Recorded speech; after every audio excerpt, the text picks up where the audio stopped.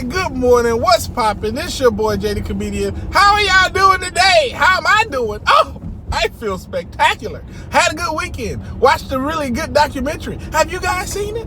Oh, it's called The Witnesses. Oh, it was very good and I enjoyed it quite thoroughly. And today I want to talk about both of the episodes. I talked about the first episode when it first aired Saturday, and today I want to talk about both of them. The parts that kind of stood out to me. You know what's kind of meaning? Anyway, the part about the first one I talked about already, but I just want to say it again, right? This father, an elder, learned that somebody attacked his kid. During a judicial committee, he learned about it. Now, mind you, if we back up just a little bit, we'll know that a young woman accused the same person that he used to drop his daughter off at his house of attacking her. And I personally would have immediately said, I used to drop my daughter off at his house when she was young. Maybe I should go holler at her and see if there's anything she can add to the story. No, he didn't do that. He just proceeded on with the judicial committee. And actually, because she didn't have two witnesses, he just said, oh, I guess it never happened. And he didn't even question his daughter or anything. But anyway, when his daughter finally came out and said something, then they had the judicial committee. And even though the guy was like, I don't even own a pool. What are you talking about? The elder was like, I used to drop my daughter off over there. You did own a pool. What are you talking about, brother? And he was like, oh, yeah, that's right. The rapey pool. I forgot about that. As I'm sure you all do from time to time. So you forget about the outdoor pool you have. Yeah, I must have forgotten also. Nobody forgets about their outside pool, you liar. You just didn't think that they knew or remembered. Anyway. So he found out that this guy did this to his daughter. And the guy gets this fellowship, but a year later, he gets reinstated. I guess he learned his lesson. And he comes back into the organization. Now, his daughter gets this fellowship for liking women, you know, because she's a woman and she likes women. He disfellowshipped her, right? Father disfellowshipped his own daughter. And he tells his daughter, I'm going to make your life miserable. What? You didn't tell that to the guy who did that thing to her? You're not going to... What? Are you kidding me? So yes, he proceeded to make her life as hard and miserable as possible, but he did not do that to the guy who attacked him. I personally would have tried to kill that guy. But he didn't. Can you believe that? That's the part that stood out the most about the whole first episode. And it was a shocker from top to bottom, and I advise you watch it. It's called The Witnesses on Oxygen. It's very important that you watch it. And I'm glad that it's out and it's getting the word out. But now part two, the part that stuck out to me the most. Mr. Bundy went and tried to talk to different people at different Kingdom Halls, went to the office, went to the headquarters to talk to Jehovah Witnesses, right? At one point, they were like, hey, somebody's coming down. And the guy came back like, nobody's coming down. And then sometime they'll be like, somebody's coming down. And then they just never send anybody. Just have them out there wasting their time, right? But the one thing that stood out the most to me was the impunity in which they were like, we're calling the cops. If you don't leave now, you're calling the cops. You're on our property. We're calling the cops. Get off our property. We're calling the cops. Like they really enjoy calling the cops for people being on their property. And one time they actually did call the cop in a documentary. Like, because it was the night of their memorial and they were doing a little protest. Even though they're on the street and they can legally do it, they called the cops on them. So, let me just put this in perspective. You can call the cops on people that's literally bringing a dangerous act to your notice. Somebody that's not breaking the law. Somebody that's not there to hurt anybody or do any wrongdoings at all. You can call the police on them. But somebody who's actually within your walls hurting people, you don't call the cops. I do not get that. You can just literally just at every moment, oh, we're calling the cops. We're calling the cops. Hold on. Slow down. Slow this crazy train down. I would like to get off. Because we are definitely on the crazy train. You won't call the cops on people that hurt people that's actually worthy of a police call and the police investigation. But you would rather call the cops on somebody who just simply protesting or simply bringing something to your attention. That's who you call the cops on, huh? And this is my entire thing.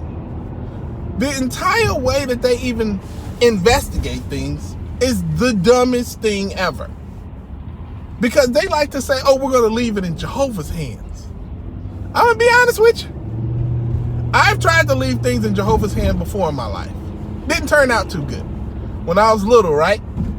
There's this guy who was always trying to like bully me, pick on me, you know what I'm saying? Push me around, stuff like that. I didn't like this guy at all. But I refused to call in Jehovah.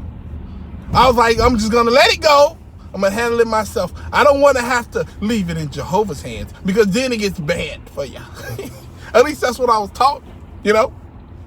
And then one day it was this girl I liked because she had a big old booty, right? And I'm just a little kid. She a little kid. We like each other. Or I like her. And I'm trying to, like be cool and suave. And then this bully kid, right? When I was walking, like right in mid-stride, he kicked the back of my heel, which causes me to do that little goofy stumble. Oh no! You know, that little 3-step stumble you do when you just lose your balance. And it totally embarrassed me in front of this girl. And I said, that's it! I'm calling in the airstrike. I got home that day and I immediately hit the floor. Dear Jehovah, I'm sorry I gotta do this, but I'm calling in an airstrike. Please hit Malcolm Smith with a lightning bolt today. He has bullied me for the last time, Jehovah. I'm calling in an airstrike. I'm calling in a tactical lightning bolt airstrike. Lightning bolt. Hit him with it. Take him out, Jehovah. I tried to be peaceable, but now I'm leaving it in your hands. You know, Jehovah didn't send not a single lightning bolt or a meteorite or a hailstorm. Nothing! Michael Smith lived his entire life out. Still to this day, this guy's alive and kicking. My airstrike hasn't happened yet. Can you imagine that in the military? You're like, okay, we got a group of terrorists over here. Calling in an airstrike. Take them out! And the airstrike just never happens. We're like, well, we've left it in the Air Force's hands. No, that's not it. You can't leave stuff in Jehovah's hands. Or at least it can't be like the second option. It needs to be at least like the 20th option. Be like, okay, first we're going to call the police, then we're going to have an investigation. After you have an investigation, then we're going to have a court case, and then we're going to leave it up to the jurors, and then we're going to leave it up to the state or whatever. And then after that all said and done, if we don't get the result that we like, then we'll leave it in Jehovah's hands. Okay? That I'm okay with. That I am actually okay with. Because the other way obviously doesn't work. And another thing, if you can get up on stage and destroy people's lives by disfellowshipping them or announcing that somebody's put on public reproof, which is kind of like disfellowshipping, but not exactly. You know what I'm saying? If you can do that, why can't you announce that there's a predator inside your organization? Somebody who's dangerous to the other people. You don't even have to say their name. The same way when you say, oh, this person has been marked in our congregation, and then everybody immediately find out who it is. Do the same thing like that. Just announce it. Give the people a chance. You don't even give them a chance to survive or get around it. You just let him in there like he's just a regular person. I mean, it needs to be some type of announcement made to let people know that there's a danger inside the congregation. Because seriously, right? Just think about it. Just think about it. If I was in a relationship with somebody, right? And we got together and we were like, you know what? We're going to give each other handsies. That's right. We're going to do it today. It's going to be fun. It's going to feel good. Let's do it. And then after we give each other handsies and it goes spectacularly well, we go to the hall the next day and say, hey, brother elder, me and my significant other gave each other handsies and we're not married. What do you think about that? The elder's going to say, oh, no, you gave each other handsies. Oh, we need to have a judicial committee immediately. I can't believe you guys done that. You've angered Jehovah, and now we got to take the steps to clean the congregation. And then inside the judicial committee, they're like, well, did you do it? Did you like it? And I'm like, yeah, I did it. I like it. They're like, well, are you repentant? No, I'm not repentant.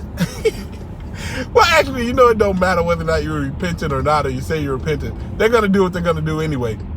But this is just a ridiculous metaphor, so moving on. No, I'm not repentant, and I will definitely do it again.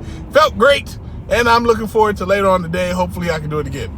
They will announce your disfellowship immediately. The very next middle of the week meeting, you get in disfellowship. The very next middle of the week meeting, they are taking you out.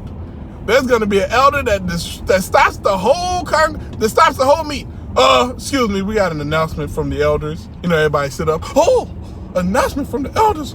Who got disfellowship? And then the elder gets up there and disfellowship.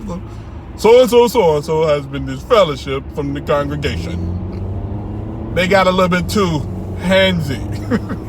Actually, they don't give you no details as to why, but they just say you got disfellowship.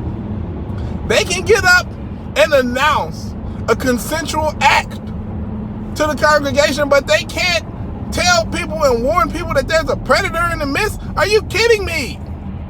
Does that make sense to anybody? I mean, if I'm making points that don't make no sense, you let me know, all right? Because as of right now, I feel like if the governing body was out there, right, and they're not calling the police or nothing like that, I feel like that's Superman watching somebody rob somebody on the street and just letting them rob them, right? And then you as a regular person is like, no, if you're not gonna do nothing, Superman, I'm gonna do something myself. And then they go over to free the person, and Superman uses his laser vision to cut off one of their butt cheeks. You know what I'm saying? If you're protecting a person committing the violent act, you're not helpful. You're the villain. You are the villain. You're not the savior. You're the villain. You get what I'm saying? So yeah, man, this documentary, I'm very happy it came out. I'm very happy that it's shining a light on this organization and the horrors that happen inside of it. And I'm glad that people are waking up and paying attention and talking about it, because that's something that the Jehovah Witness organization absolutely do not like. And people talking and communicating freely. We need to bring that in and control it. Yeah, man. So I just wanted to let y'all know my thoughts on it. I'm probably gonna talk about it some more because, you know, it really triggered me. You know, it really triggered me. So yeah. Anyway, it's your boy Jay the Comedian. Subscribe if you haven't. Like the video and comment. I want to see what y'all gotta say. Comment on this video. Let me talk to you. You not scanamini. Anyway, it's your boy Jay the Comedian. Holla Chiguala. Deuces.